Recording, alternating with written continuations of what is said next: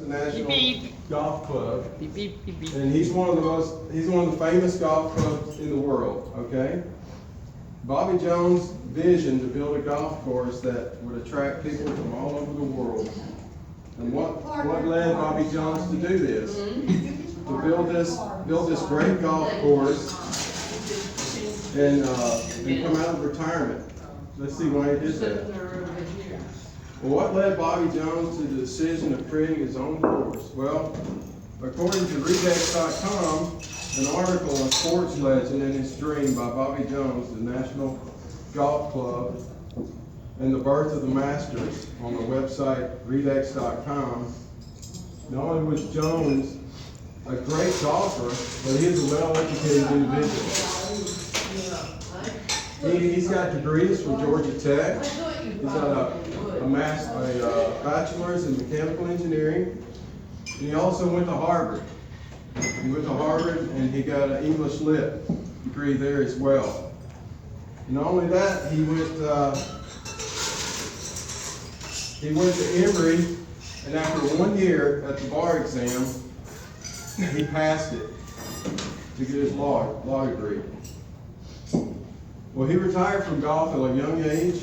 At the age of 28, he won 13 majors, including the Grand Slam, to compete against some of the best players in the world. He met some really key people along the way that made it possible. Alistair McKenzie, he was an architect, and he had a kind soul, and Bobby really fell in love with him and had some of the same values that he did, and visions to build the golf course. And also Clifford Roberts, he was a business-minded person. He is a good administrator, and he was going to help him get the club together. So how did Bobby settle on this location to build this great golf course that we all know about?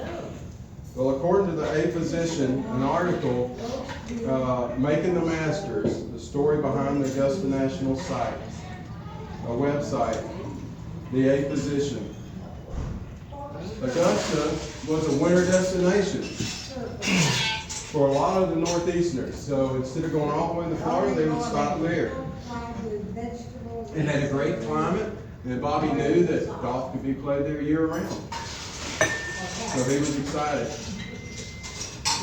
A lot of the people that had money that made those travels, he knew could make the core membership with his golf course to make it run. So Jones and Robert settled on what we know as the Beckman's property. Well, the Beckman's property was a big fruitland nursery. It was established in 1851, and it was a big peach plantation. Well, it was actually made us famous for some of our Georgia sweet peaches. That was one of the biggest peach farms. He had millions and millions of trees down there. So Clifford Robert introduced Jones to the property, and they loved it.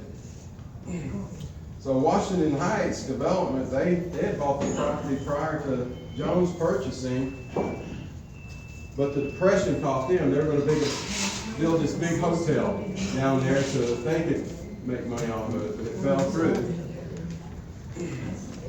So Jones bought the property in 1931 for $70,000.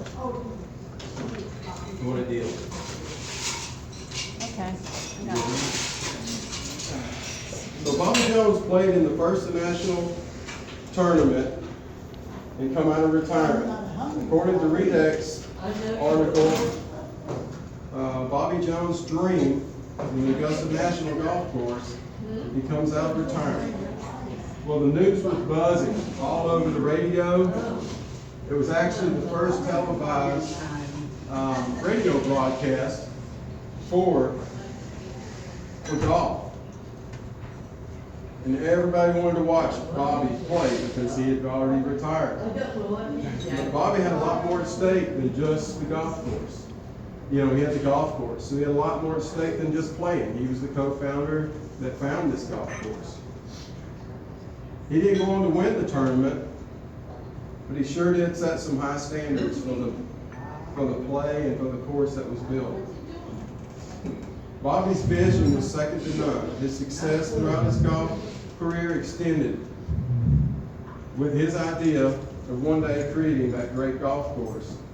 Bobby surrounded himself with some talented people to pick the best location for the golf club to succeed. Bobby always will be remembered to be one of the best golf players to ever play the game. He's a great sportsman, and he'll always be remembered for that. Thank y'all for letting me speak to you.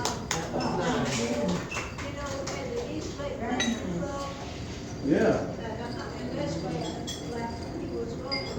When he was growing up, that's right.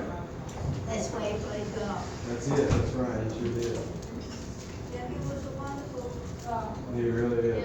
wonderful person to do all of this, you know. A great sportsman, a great leader. Even today, they have all the younger generations that come through that course, they teach him the golf etiquette that he had at the Augusta National today. Every generation that comes through. Well, thank y'all. And I've got another story I need to do in a couple of weeks, so if I can come back, I'll do it again. Thank y'all. Y'all have a wonderful afternoon. You too.